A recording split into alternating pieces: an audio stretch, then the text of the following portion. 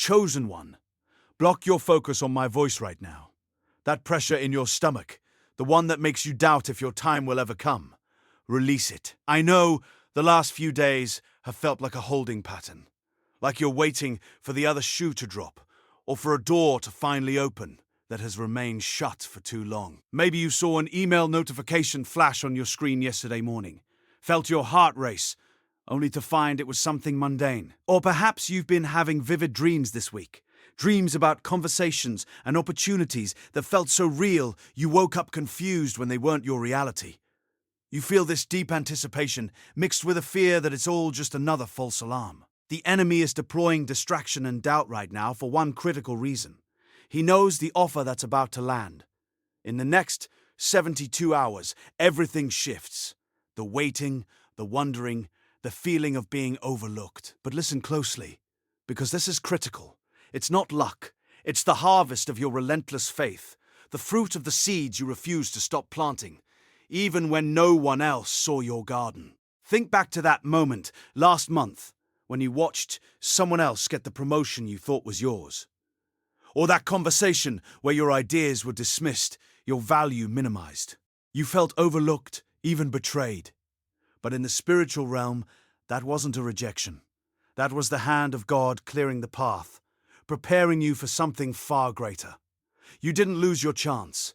You secured a higher one. You did not find this message by chance, and the algorithm certainly didn't recommend it. Divine alignment brought you here. Heaven just gave you the heads up. This is a preordained instruction, a strategic download for the next few days. You are standing on the precipice of an undeniable breakthrough. Stay until the very last second of this message, because in the next few minutes, I'm going to reveal the spiritual mechanics behind this coming offer. I'm going to give you the precise declaration you need to speak it into existence, ensuring nothing can block it. And at the end, I'll show you exactly how to navigate the shockwaves this offer will send through those who doubted you. Do not click away. Your future self is counting on you to be fully prepared, fully aligned, and fully protected when this offer arrives. Missing this instruction could mean fumbling the very breakthrough you've prayed for. My name is Zerekiel. I've spent years studying the hidden patterns of the spirit realm, the warfare, the awakening, the weapons most people are never taught to use. And I've walked over 10,000 chosen ones through their moment of breakthrough. If this is your first time here, subscribe and hit the notification bell right now. Not because I need the numbers, but because the next message I release might be the one that was written specifically for the war you're fighting tomorrow. You've been in a season of quiet preparation, but the enemy has been twisting it into a narrative of forgotten potential. In this space, the enemy has been whispering a very specific lie. Listen to your thoughts. He's telling you that you're past your prime, that your season for big opportunities has passed, that your best ideas have been stolen or overlooked. He's replaying every moment of dismissal, every time you were passed over, telling you those were verdicts, not detours. He wants you to believe that the silence you've experienced is a sign of scarcity, not strategic positioning. But the divine truth of this moment obliterates that lie. Isaiah 60 verse 1 says, "Arise, shine, for your light has come, and the glory of the Lord is risen upon you." Listen to that promise. This isn't about waiting for your light. It's about recognizing your light has already come. The offer isn't creating your value. It's merely reflecting the glory that is already within you, the glory that has been rising, unseen, during your season of preparation. The enemy tried to blind you to your own radiance. The quiet, the delays, the feeling of being overlooked, that wasn't a punishment. It was a divine incubation. It was a period of strategic growth, of spiritual hardening, so you could handle the weight of the undeniable, life-altering offer that is now positioned to arrive. You're not starting from scratch or playing catch-up. You are emerging, fully formed, fully prepared, for an offer that will shock those who couldn't see your value. Hit the like button if you feel this message arrived at the right time. Drop a comment below. What's one area of your life where you've been waiting for an offer, a breakthrough, a clear sign? So why, despite knowing this, do so many still feel stuck, still doubt the very thing heaven promises? The unseen spiritual tether that connects you to the old narrative of rejection and scarcity. It's not just a belief.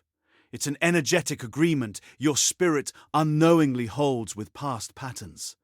It's the subconscious expectation that good things can't last or will be snatched away. It's the phantom limb pain of an old wound, making you flinch even when there's no threat.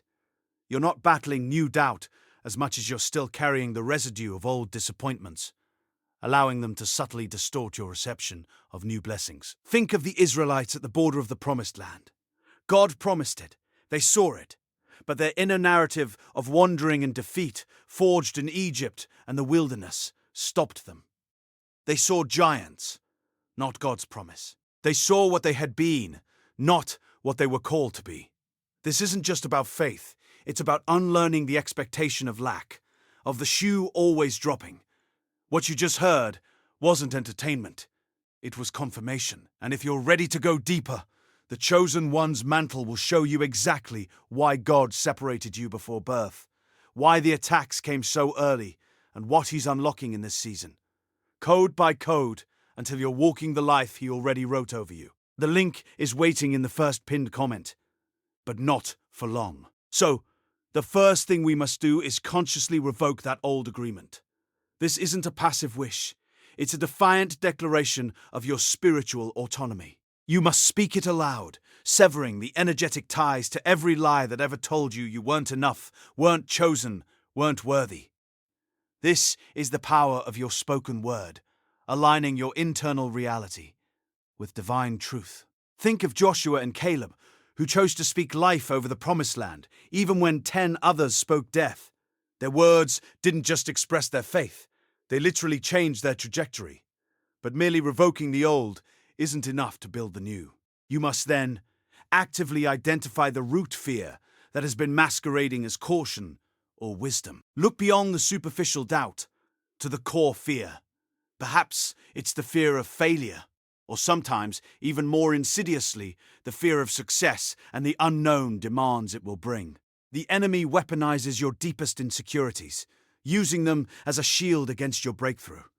Remember David facing Goliath? It wasn't just about a physical giant. It was confronting the collective fear that had paralyzed an entire army, including David's own brothers. And once you've faced that root, you're ready for this. This brings us to the counterintuitive action of praise before evidence. You must cultivate radical gratitude and praise for the offer as if it has already landed. This isn't delusion. It's activating spiritual laws, shifting your frequency to match the blessing. This is how you tell the universe you are ready. Recall Paul and Silas singing praises in the depths of a prison cell, and watch the prison doors supernaturally open. Their praise wasn't for their freedom. It was for God's faithfulness, even in their desperate situation. Coming up, we'll expose the subtle way you might be pushing away the very thing you're praying for. But here's a crucial distinction many miss. Not every good offer is a God offer.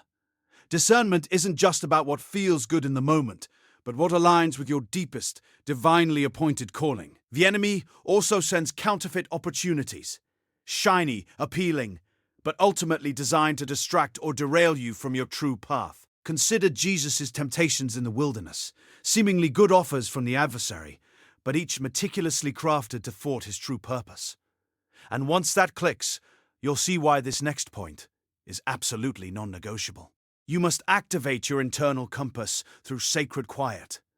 In a world of constant noise and stimulation, true divine guidance comes not in the clamor, but in the stillness. Create space, even if just for a few minutes each day, for deep listening, not just speaking. This is where clarity downloads, where the whisper of heaven becomes audible above the world's shouts. Elijah heard God not in the wind, the earthquake, or the fire, but in the still, small voice that followed. In just a moment, we'll dive into the one thing that will separate you from the masses who see their breakthrough, only to watch it slip away. Now, this next insight might challenge what you thought you knew about receiving. It's the paradox of giving before receiving. Identify a specific area where you can give from the overflow of your coming blessing, even before it physically manifests. This could be your time, your unique talent, or resources, however limited they may seem. You don't attract what you need, you attract what you activate. Giving activates the flow of abundance, demonstrating your faith in the unseen. The widow of Zarephath, with only a handful of flour and a little oil, gave her last meal to Elijah, and in that act, she activated a continuous supply that sustained her family. And once you grasp the power of that, you're ready to confront the real gatekeeper. You must confront the spirit of unworthiness. Release the insidious belief that you have to earn or deserve the divine offer.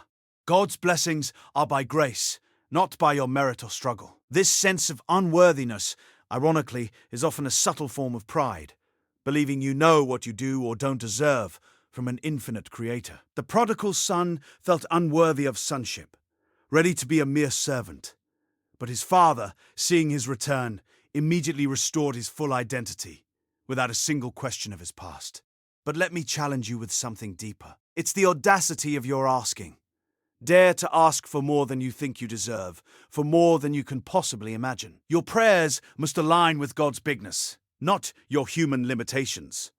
Small prayers lead to small results, not because God is small, but because our faith can inadvertently limit his expression in our lives. Solomon, upon becoming king, didn't ask for wealth or long life.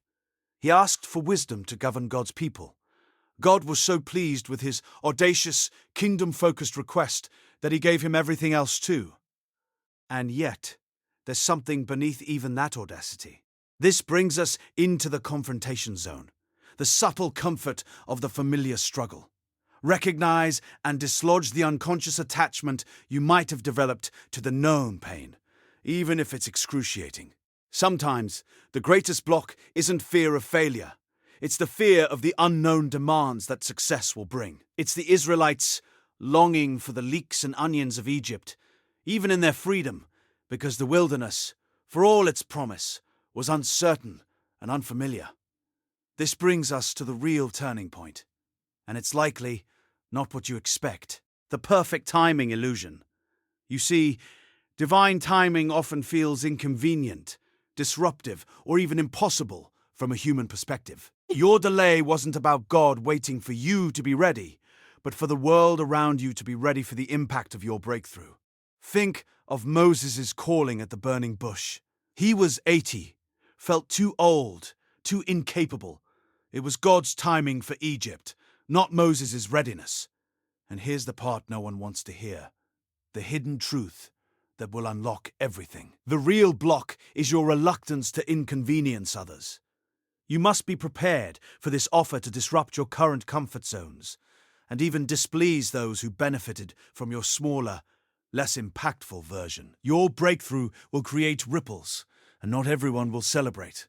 The highest calling often comes with the highest confrontation.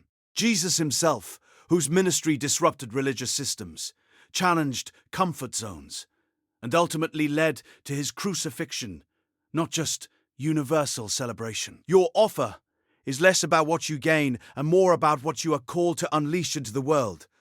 And that unleashing always challenges the status quo.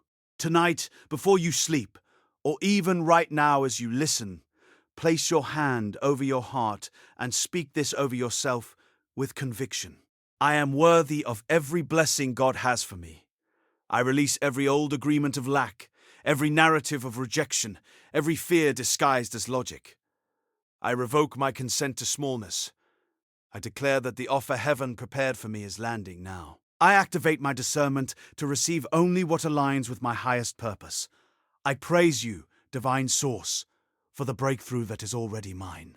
I embrace the disruption, the expansion, and the undeniable impact of my calling. I am not overlooked. I am perfectly positioned. I am ready to receive, and I am ready to unleash. My time is now.